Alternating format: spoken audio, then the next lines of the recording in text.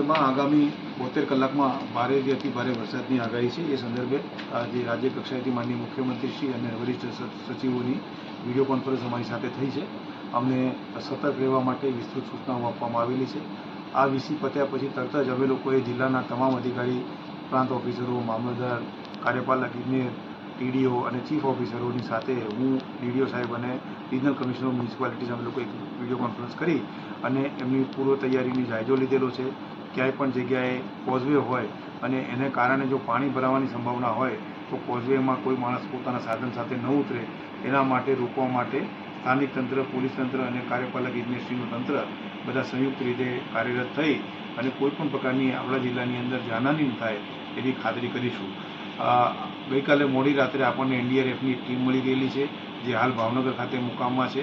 હવે એ ટીમને અમે લોકો એરિયા ફેમિલિયરાઇઝેશન માટે મોકલવાના છીએ, જેથી કરીને આગામી દિવસોમાં કોઈપણ જગ્યાએ એમને જવું પડે તો એ જગ્યાએ એમને ભૌગોલિક પરિસ્થિતિથી વાકેફ હોય અને એ ઇફેક્ટિવ કામગીરી કરી શકે।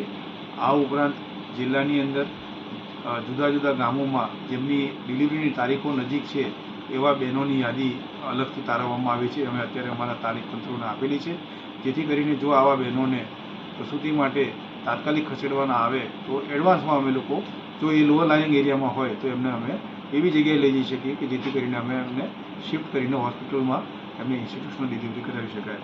પાણી પુરવઠા બોર્ડ, પીજીવીસીએલ અને બધા તંત્રોને સતર્ક રહેવા માટે સૂચના આપેલી છે, જેથી કરીને પાણીજન્ય રોગો, વીજળીની આપૂર્તિ બંધ ન થાય એ પ્રકારની કાર્યવાહી કરવા માટે સૂચના આપેલી છે।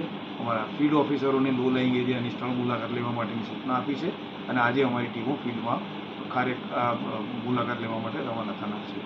મારા બંને સાથી અધિકારીઓ પણ મારી સાથે છે, એમણે પણ પોતપોતાના વિભાગના તંત્રને આ બાબતે વિસ્તૃત સૂચનાઓ આપી છે। તમામ ગ્રામજનો, તમામ નગરજનો અને નાગરિકોને વિનંતી છે કે જ્યાં આવા પ્રકારના લો લાઇંગ કોઝવેઝ છે કે જ્યાં આગળ પાણીનું ઓવરટોપિંગ ટિપિકલી થતું હોય તો એવા વિસ્તારમાં જ્યારે સ્થાનિક તંત્ર તરફથી મનાઈ કરવામાં આવે તો બિલકુલ એવા પાણીમાં જવું નહીં। ગઈકાલે મોરબી જિલ્લામાં આવા એક બનાવમાં ના પાડવા છતાં પણ વાહન લઈને લોકો પાણીમાં ગયા, એને કારણે અનફોર્ચ્યુનેટલી જાનહાનિ થયેલી છે। આપણે આ પ્રકારની બનાવ આપણા જિલ્લામાં ન બને એના માટે આપણે સૌ તકેદારી રાખીએ। સલામતી આપણા સૌની સામૂહિક જવાબદારી અને ફરજ છે। એટલે હું આપ સૌને ફરીથી એક વખત વિનંતી કરું છું કે જ્યાં જ્યાં જરૂર જણાય સ્થાનિક તંત્ર તરફથી આપને જે કોઈ સૂચના મળે તેનું આપણે અવશ્ય પાલન કરીએ અને કામગીરીમાં સહયોગ આપીએ। ધન્યવાદ।